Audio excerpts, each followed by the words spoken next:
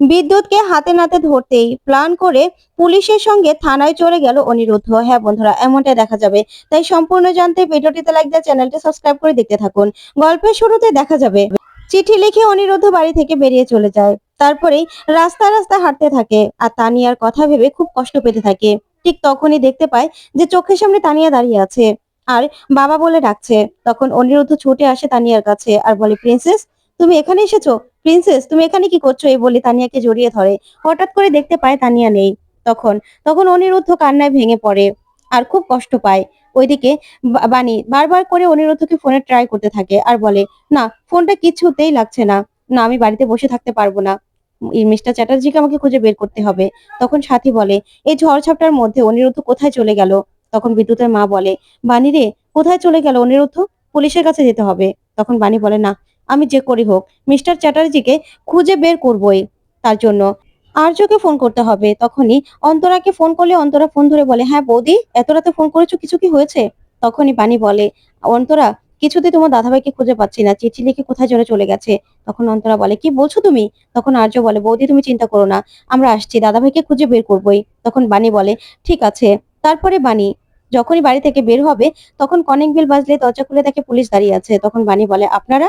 তখন police officer বলে, হ্যাঁ ম্যাডাম আমরা এখানে, আমরা আসতে বাধ্য হলাম। তখন বাণী বলে, এত রাতে আপনারা কেন এসেছেন এখানে? আমি তো বুঝতে পারছি না। তখনই অফিসার বলে, দেখুন ম্যাডাম, যেই রক্তমাখা জামা কাপড়গুলো আমরা কালেক্ট করেছিলাম বিদ্যুতের বউ কুয়াশা, সেগুলো আইডেন্টিফাই করেছে ওগুলো বিদ্যুৎ ঘোষেরই। তাই আমাদেরকে মিস্টার চ্যাটার্জির সঙ্গে কথা বলতে হবে। মিস্টার চ্যাটার্জিকে একটু ডেকে দিন। ওইদিকে বাণী মনে মনে বলে, আচ্ছা মিস্টার চ্যাটার্জি যে বাড়িতে নেই এটা বললে কি পুলিশ বিশ্বাস করবে উনি যে বাড়ি থেকে চলে গেছে? তখন সাথী বলে, অনিরুদ্ধ অনিরুদ্ধ বাড়ি থেকে চলে গেছে, এই হলো চিঠি, চিঠি দিয়ে চলে গেছে। তখনই বাণীকে বলে, বাণী চিঠিটা অফিসারের কাছে দে। তখন অফিসারের হাতে দিলেই অফিসার চিঠিটা পড়ে বলে, আমরা ওনাকে বারবার করে কোথাও এখান থেকে যেতে বারণ করেছিলাম, তারপরেও উনি বাড়ি থেকে চলে গেল। তার মানে উনি ফেরার হয়ে গেল। আমরা কিন্তু সন্দেহটা ওনাকেই করছি, তাই ওনাকে কিন্তু এবার সিলিন্ডার করতে হবে। তখনই বাণী চমকে যায়। তখন সাথী বলে, অফিসার আপনি এসব কি বলছেন? তখন বাণী বলে, অফিসার উনি কিচ্ছু করেনি, আর উনি কেন পলাতক হবে? আর তাছাড়া আপনাদের কাছে তো কোনো প্রমাণ নেই। মিস্টার চ্যাটার্জি বাড়ি থেকে চলে গেছে, আপনারা তো দেখতেই পাচ্ছেন। ওনাকে আমি খুঁজতে যাচ্ছি, খুঁজে ওনাকে বের করবোই। তখন অফিসার বলে, শুনুন ম্যাডাম, তাড়াতাড়ি ওনাকে খুঁজে বের করুন, তারপর আমাদের সঙ্গে থানায় দেখা করতে বলবেন। তারপরে বাণী বলে, ঠিক আছে। তখন অফিসার বলে, ওনাকে কিন্তু আমরা সন্দেহের তালিকায় রাখছি। এই বলে অফিসার চলে গেলে বাণী বেরিয়ে যায় অনিরুদ্ধকে খুঁজতে। ওইদিকে অনিরুদ্ধ রাস্তা রাস্তায় হাঁটতে থাকে। হঠাৎ করে মন্দিরে ঘন্টা শুনে মন্দিরে চলে যায়। ওইদিকে বাণী, আর্য আর অন্তরা অনিরুদ্ধকে খুঁজতে থাকে, লোকের কাছে জিজ্ঞাসা করতে থাকে, কিন্তু কোথাও কেউ কোনো খোঁজ দিতে পারে না। ওইদিকে বাণী অনিরুদ্ধর কথা ভেবে খুব কষ্ট পায়। অনিরুদ্ধ ওদের জন্য কি কি করেছে সব কথাগুলো ভেবে কাঁদতে থাকে। তখন অন্তরা বলে, বৌদি তুমি এরকম ভেঙে পড়ো না, কি হয়েছে? তখন বাণী বলে, জানো তো আমার না মিস্টার চ্যাটার্জির কথাই মনে পড়ছে। উনি কথা দিয়েছিলেন আমার আর মাম্মামের পাশে থাকবে। উনি ওনার কথা রেখেছে, যে কোনো পরিস্থিতিতে উনি ওনার কথা রেখেছে, আমাদের পাশে রয়েছে। কিন্তু আমি আমি কি করলাম, ওনাকে ধরে রাখতে পারলাম না। এই বলে বাণী কান্নায় ভেঙে পড়ে। তখন অন্তরা বলে, বৌদি তুমি কেঁদো না, তুমি তো দাদাকে ভালোবাসো, সেজন্য সেজন্য তোমার দাদার জন্য এত কষ্ট হচ্ছে, আমি বুঝতে পারছি। এই বলে বাণীকে জড়িয়ে ধরে কাঁদতে থাকে অন্তরা। তখনই বাণী মনে মনে বলে, ভালোবাসা ভালোবাসা তো অনেক কঠিন জিনিস, আমি কি সত্যি মিস্টার চ্যাটার্জিকে ভালোবাসতে পেরেছি? ওইদিকে কাবেরী কাবেরী তাপসকে বলে, অনিরুদ্ধ বাড়ি থেকে চলে গেছে, অন্তরা আমাকে ফোনে বলল। তখন তাপস বলে, কি অনিরুদ্ধ বাড়ি থেকে বেরিয়ে গেছে? তখনই অনিরুদ্ধের কথাগুলো মনে পড়ে যে অনিরুদ্ধ ওর সঙ্গে সম্পর্ক শেষ করে দিয়েছে। তখন তাপস বলে, যা ইচ্ছে তাই হোক, ওদের ব্যাপারে না আমার কোনো ইন্টারেস্ট নেই। এই অনিরুদ্ধকে বারবার বলেছিলাম যে বাণীর সঙ্গ ছেড়ে দে তুই, বাণীর জন্য সবকিছু শেষ হয়ে যাচ্ছে, বাণী পুরো সংসারটা ভেঙে দিচ্ছে, ওকে এখন পথে বসিয়ে ছেড়েছে, ওনা রাস্তায় রাস্তায় ঘুরবে। আমি জানি তো এই বাণীর জন্য আর বাণীর মেয়ের জন্য ওর জীবনটা পুরো তছনছ হয়ে যাবে। ঠিক তখনই নয়নতারা আর মৌলি তাপসদের বাড়িতে আসে। তখন তাপস বলে, মাসিমা আপনি? তখনই নয়নতারা বলে, হ্যাঁ আমি তোমাদের সঙ্গে দেখা করতে আসলাম। তখন নয়নতারা মনে মনে বলে, তা বাণীর মেয়ের চিকিৎসার জন্য কে টাকা দিয়েছে আমাকে তো জানতেই হবে। তখন নয়নতারা বলে, তাপস তোমাকে আর পিনাকিকে কোনোদিনও কি আমি আলাদা দেখেছি? তুমি তোমার ছেলের মতো। তাই বৌমার বৌমাকে নিয়ে এত কিছু যখন ঘটলোই, তখন বৌমাকে আমি আশীর্বাদ করব না? বৌমাকে আমি আশীর্বাদ করতে আসলাম। তখনই কাবেরীকে শাড়ি আর গয়না দিয়ে আশীর্বাদ করে নয়নতারা। তখন কাবেরী মনে মনে বলে, নিশ্চয়ই কোনো স্বার্থের জন্য এসেছে, কোনো মতলব ছাড়া তো এই মহিলা এখানে আসার মানুষ না। তখন মৌলিকে তাপস বলে, মৌলি বসো না। তখন মৌলি বলে, না না আঙ্কেল, আমি বসতে আসিনি। তখন মৌলি মনে মনে বলে, আমাকে তো জানতে হবে যে তানিয়ার চিকিৎসার জন্য কে টাকা দিয়েছে। তারপর অনিরুদ্ধ আর বাণীর মধ্যে আবার ঝামেলা লাগাতে হবে আমাকে। আর অন্তত কিছুদিনের জন্য ওই হোলির দিনের ঘটনাটা ধামা চাপা পড়ে যাবে।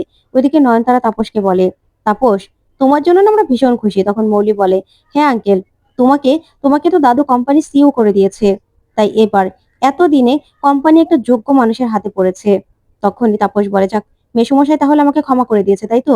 তখন নয়নতারা বলে, হ্যাঁ, তোমাকে ক্ষমা না করে পারা যায়? তবে তাপস, একটা কথা জিজ্ঞাসা করি, ওই যে বাণীর মেয়ে, ওর চিকিৎসার জন্য এতগুলো টাকা কে দিল বলো তো? তখন তো কাবেরী ভয় পেয়ে যায়। তখন তাপস বলে, কে দিল কি করে বলবো, আমি তো টাকা দেইনি। আমি দেবো ওই বাণীর মেয়ের চিকিৎসার জন্য টাকা? এটা তো হতেই পারে না, কোনোদিনও সম্ভব নয়।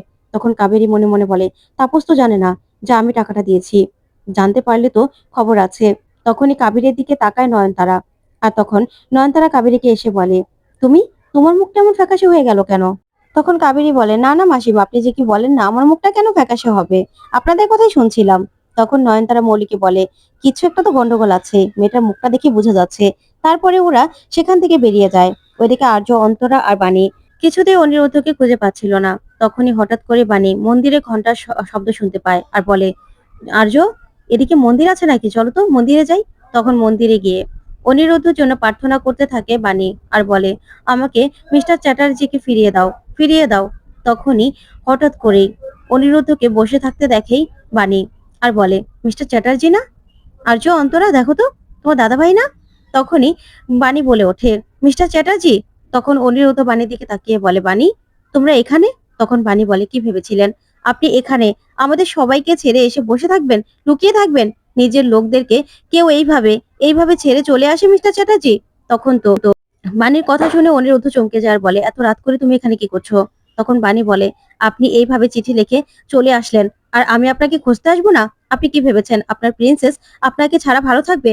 ভালো থাকবে না মিস্টার চ্যাটার্জি। আপনার পরিবার, আপনি সবাইকে ছেড়ে চলে আসবেন? তখন অনিরুদ্ধ বাণীর দিকে তাকিয়ে থাকে আর বাণীও লজ্জা পায়। তখন অনিরুদ্ধ বলে, তুমি দেখছো না প্রিন্সেসের কি অবস্থা, আমি সামনে থাকলে ও তো আরো সুস্থ হবে না। তখন বাণী বলে, আমি জানি আপনাকে দেখে মাম্মাম ভয় পাচ্ছে না, সেটার অন্য কোনো কারণ রয়েছে, সেটা তো আমাদেরকে জানতে হবে, জানতে হবে তো। তাই প্রিন্সেস, আপনার প্রিন্সেস শুধুমাত্র আপনি কাছে থাকলেই ভালো থাকবে, সেটা আপনি জানেন না? তাই আপনাকে যেতে হবে। তখন অনিরুদ্ধ বলে, কিন্তু বাণী, আমি তো কিছুতেই পারছি না, প্রিন্সেসের কাছে যেতে পারছি না। আমি আমি যত কাছে যাচ্ছি ততই তো কষ্ট পাচ্ছে। তখন বাণী বলে, না, আপনি আরো বাড়ি থেকে চলে এসে সর্বনাশ করেছেন। পুলিশ অফিসার এসেছিল, ওরা বলছে সেই রক্তমাখা জামা কাপড়গুলো নাকি বিদ্যুতের, তাই আপনাকে, আপনার সঙ্গে কথা বলতে এসেছিল। এখন ওরা বলছে আপনি নাকি ফেরার হয়ে গেছেন। তখন অনিরুদ্ধ বলে, কি, ওই পুলিশ অফিসারের এত বড় সাহস? আমি বাড়িতে নেই, একটা রাত বাড়িতে ছিলাম না, তাতে আমাদের বাড়ির লোকদেরকে এসে ওই পুলিশ অফিসার ডিস্টার্ব করেছে। না, এখনই আমি থানায় যাব, এখনই থানায় গিয়ে ওই অফিসারের সঙ্গে আমি কথা বলবো, ওনাকে এত বড় সাহস কে দিয়েছে? এই বলেই বাণী, অনিরুদ্ধ সবাই মিলে থানায় যেতে থাকে। তখন রাস্তায় বেরোলেই সেখানে পুলিশ অফিসার চলে আসে আর এসে বলে, এই তো মিস্টার চ্যাটার্জি। তখন অনিরুদ্ধ বলে, আপনি এখানে? তখন অফিসার বলে, হ্যাঁ, কি মিস্টার চ্যাটার্জি, আপনি তো বলেছিলেন আপনি নাকি মিস্টার চ্যাটার্জি খোঁজ জানেন না, উনি নাকি চিঠি লিখে বাড়ি থেকে বেরিয়ে গেছে, ভাগ্যিস আপনাকে ফলো করে এখানে এসেছি। তখন বাণী চমকে যায়। তখন অফিসার বলে, না হলে তো আপনারা গোষ্ঠী শুদ্ধই মনে হয় পলাতক হয়ে যেতেন, তাই না? তখন অনিরুদ্ধ বলে, শুনুন, একদম মুখ সামলে কথা বলবেন। তখন অফিসার বলে, আপনারা মুখ সামলে কথা বলবেন। তখন অনিরুদ্ধ বলে, আচ্ছা অফিসার, আপনি কিসের ভিত্তিতে আপনি আমার ওয়াইফের সঙ্গে এভাবে কথা বলছেন? আপনাকে এত বড় সাহস কে দিয়েছে? শুনুন, আমি যে অপরাধটা করেছি সেটার আপনার কাছে কোনো প্রমাণ রয়েছে? প্রমাণ নেই তো? তাহলে আপনি কেন এই কথাগুলো বলছেন? আগে প্রমাণ করুন যে আমি এই অপরাধটা করেছি। আপনি না বুঝতে পারছেন না যে আপনি কি বলছেন। তখন অফিসার তাকিয়ে থাকে। তখন অনিরুদ্ধ বলে, আপনি কি জানেন আপনি অযথাই আমাদেরকে হেনস্থা করছেন? আমি কোনো রকম কোনো অপরাধ করিনি, আপনাকে বললাম তো। আর আপনার যদি মনে হয় যে আমি অপরাধ করেছি, চলুন না, আমাকে থানায় নিয়ে চলুন, আমাকে জেলে ভরে দিন, 24 ঘন্টা আপনার চোখের সামনে রাখুন, তাহলে আপনি শান্তি পাবেন তো। কিন্তু আপনাকে প্রমাণ করতে হবে যে এই কাজটা আমি করেছি। আপনি এবার প্রমাণ করার দায়িত্ব আপনার। তখন অফিসার বলে, আপনি আমাকে চ্যালেঞ্জ করছেন? তখন অনিরুদ্ধ বলে, হ্যাঁ, চ্যালেঞ্জ করছি, আপনি আমাকে অ্যারেস্ট করুন, আপনি আমাকে থানায় নিয়ে যান। তখন অফিসার বলে, বেশ, তাহলে আপনাকে আমি থানায় নিয়ে যাব, এই নিয়ে চলো। তখনই অনিরুদ্ধকে বলে, চলুন। তখন বাণী বলে, মিস্টার চ্যাটার্জি আপনি কি করলেন? কি করলেন? এই বলে অনিরুদ্ধর পিছন পিছন ছুটতে থাকে বাণী। তো বন্ধুরা কেমন লাগলো আজকের আপডেট কমেন্ট করে জানাতে ভুলবে না। পরবর্তী আপডেট পেতে চ্যানেলটি সাবস্ক্রাইব করবে। ধন্যবাদ।